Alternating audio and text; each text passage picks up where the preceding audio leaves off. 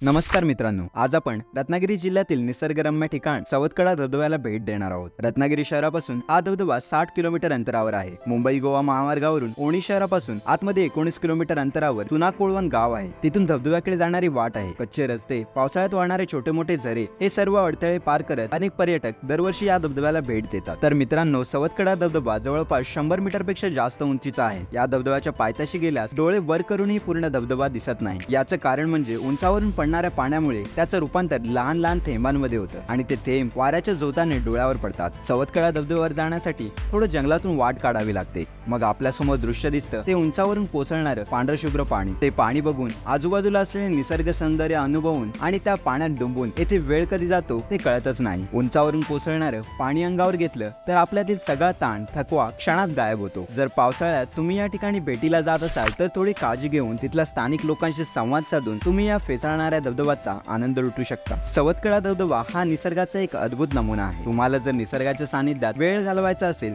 तर तुम्ही नक्कीच या धबधब्याला भेट द्या। जर तुम्हाला ही व्हिडिओ आवडली असेल तर व्हिडिओला लाईक करा, शेअर करा आणि चॅनलवरती नवीन असाल तर सबस्क्राइब करायला विसरू नका।